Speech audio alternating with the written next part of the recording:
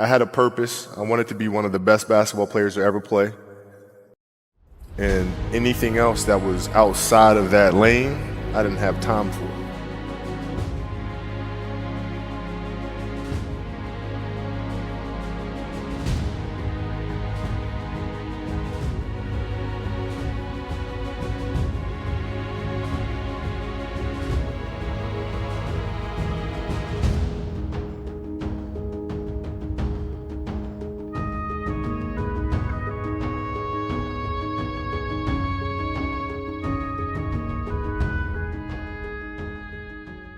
I had a purpose. I wanted to be one of the best basketball players to ever play.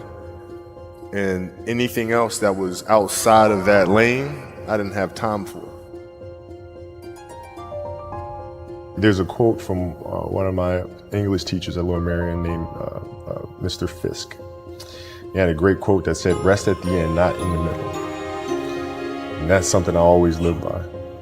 You know, I'm not going to rest. I'm going to keep on pushing now. There are a lot of answers that I don't have, even questions that I don't have. But I'm just going to keep going.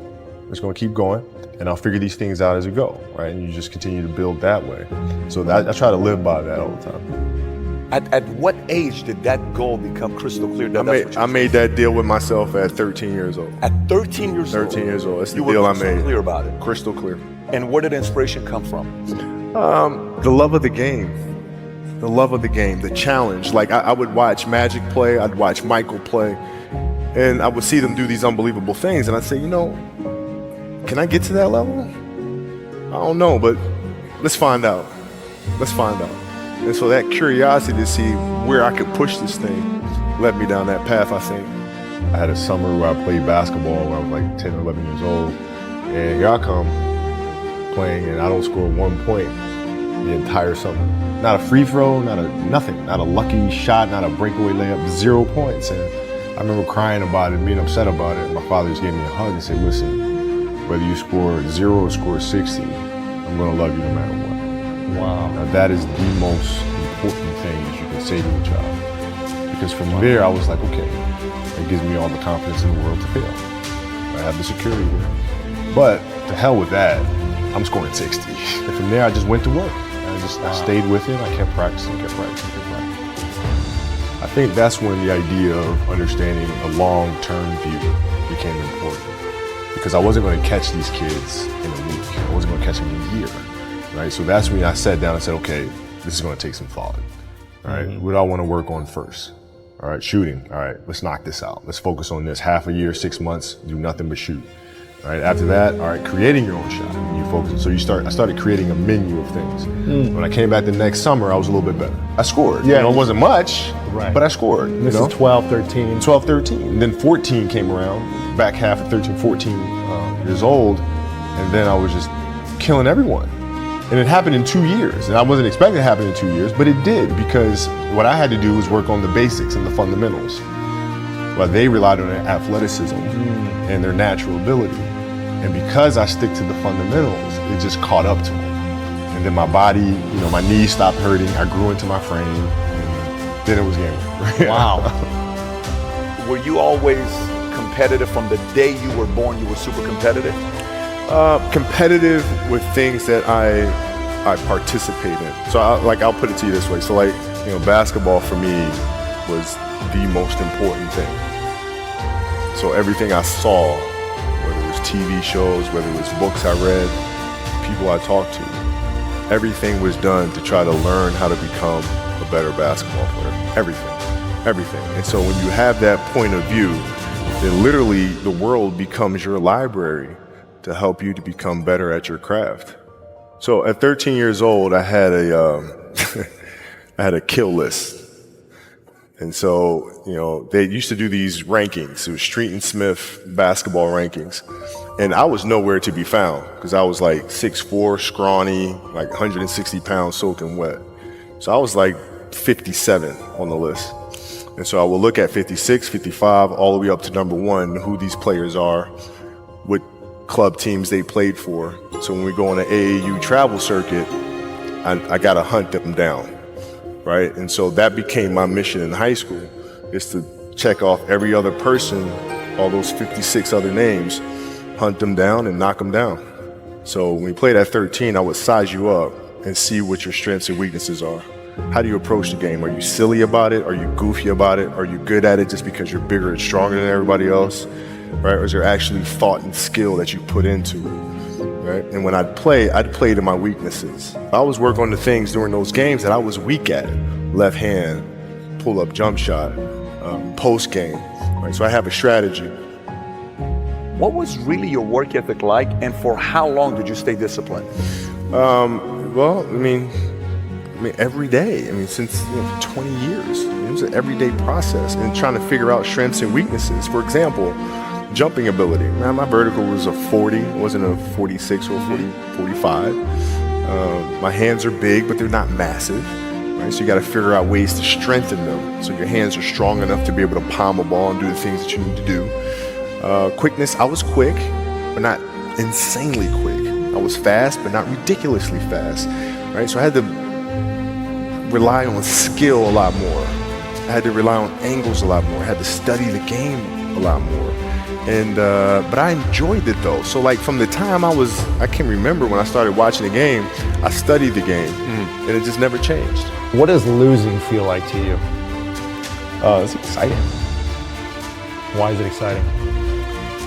Because it means you have different ways to get better.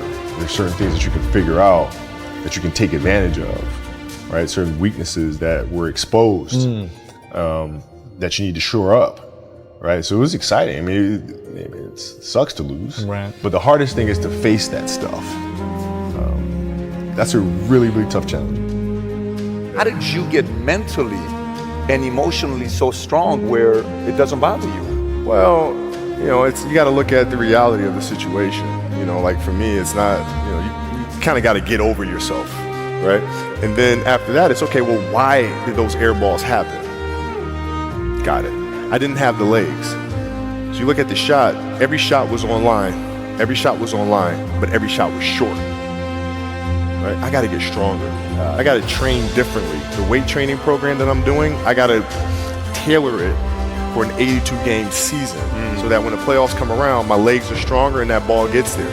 So I look at it with rationale and say, okay, well, the reason why I shot air balls is because my legs aren't there. I go, well, next year they'll be there. You have to do the hard stuff and watch that game and study that game to not make those mistakes over and over again just because you weren't brave enough to face it. So you got to deal with it. Face it. You got to deal with it. Face it, learn from it. You don't want to have that feeling again, do you? Right? So you got to really study it and face it. And not to say you'll win the next time you face it, but at least you'll give yourself a better chance. Yeah. It's an obsessiveness that comes along with it. You want things to be as perfect as they can be, understanding that nothing is ever perfect.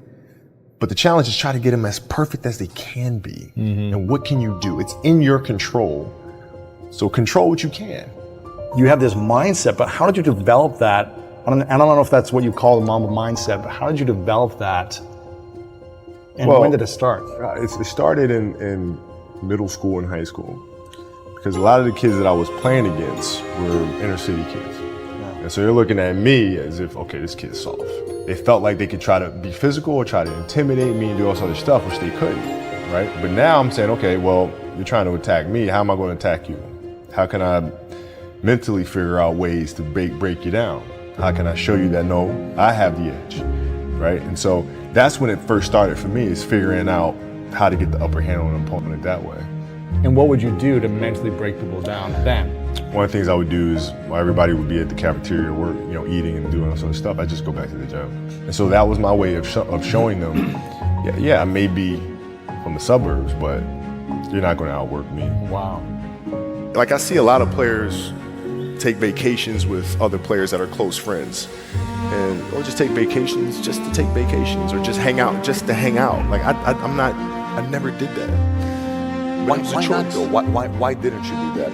Well, because when I retire, I didn't want to have to say, I wish I would have done more. I don't want that.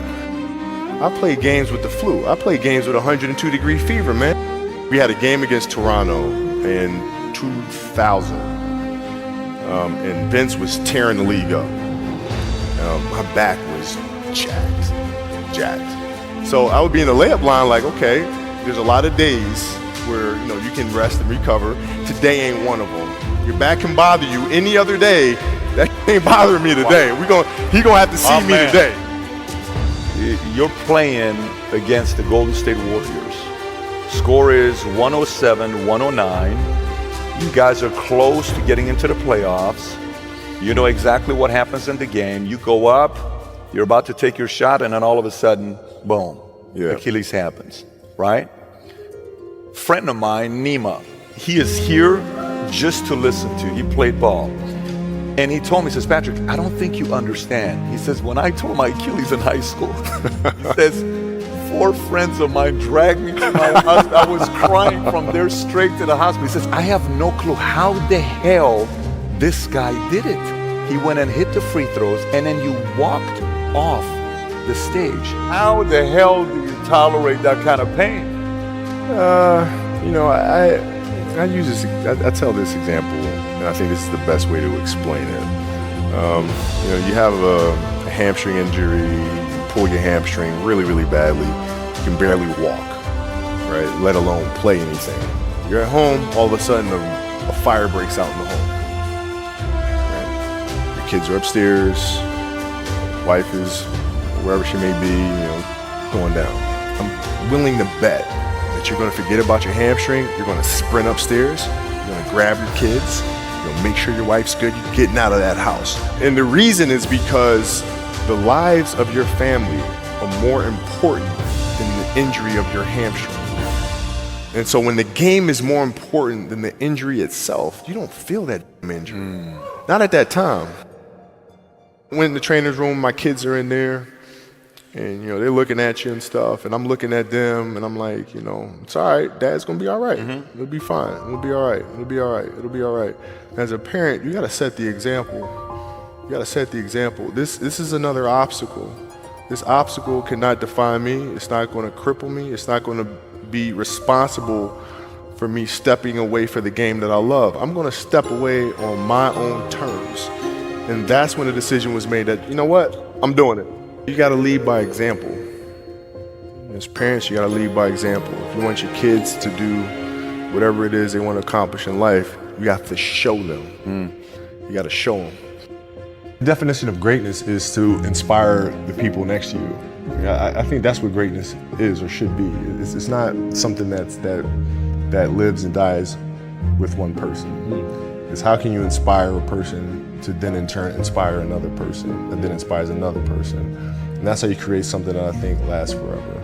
And I think that's our challenge as people, is to figure out how our story can impact others and motivate them in a way to create their own greatness.